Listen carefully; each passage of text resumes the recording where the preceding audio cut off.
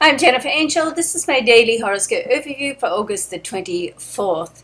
So we're leading up to a day away from the new moon. I've been talking about this pretty well all week and encouraging you to think about what you want to change. And new moon energy is fabulous. It gives us a chance to make some changes. So we'll talk about that more tomorrow. But for today, the moon is still in the sign of Leo, so it's not going to move actually into Virgo, where the sun has already moved in yesterday until tomorrow morning, early New York time. So I did want to mention today there are two squares with the moon. So moon in Leo, fixed sign, square with Mars, and a square with Saturn.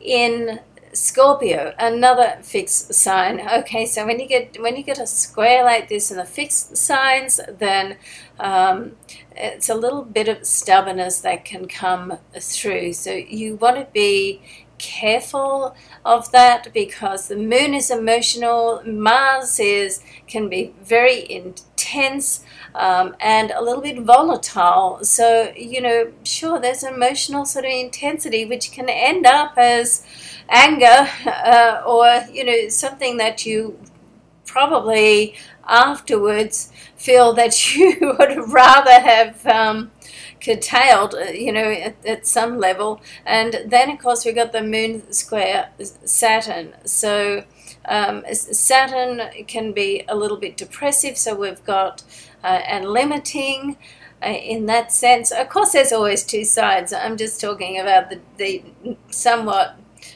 negative side, because the square in itself, it can be challenging and cause some difficulties. But difficulties really just help us to look at what's we need to change in our life. So difficulties are well worth it as well. They do have we do need them in our lives, because quite often it's what propels us to really look at what's happening and then to make changes. Everything is just hunky-dory all the time, and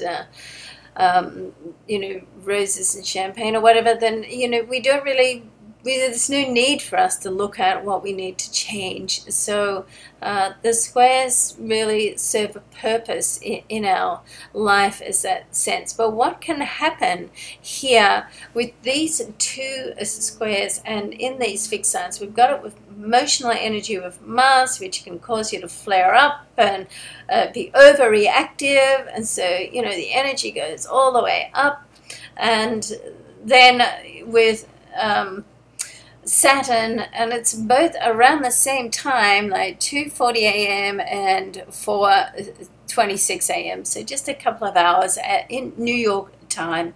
So so we'll all be sleeping here in New York, so that's one saving grace. But everywhere else around the world, but you can wake up sort of feeling a little bit unsettled as well, and so you want to recognize that. But the intensity of Mars, it can be reactive, and then you get the polarized opposite a couple of hours later, which can be a little bit sort of depressive, and that's where this bipolar comes into action. And you want to try and even that out a little bit, and the more integrated you can be within your emotions, then really the less drama you have in your life, okay? And because you don't want to be, totally integrated with no emotion. Life would be sort of pretty boring then. You don't have any light and shade. But you don't want it to be highly polarized, sort of up right at one point and then right down on the other point. And that's what can happen today. So you can be full of confidence one moment and then feel vulnerable the next moment. Okay, so and if that happens, then so be it. That's life. And sometimes, as I said, we need that polarization in our lives just to show us where we need to do a correction to get back on track and to stay on track and to learn how to control different things in our life, okay? Namely our emotions. All right, love and luck to everybody. Enjoy Sunday and look forward to speaking to you tomorrow as well. I'm Jennifer Angel. Thanks for watching.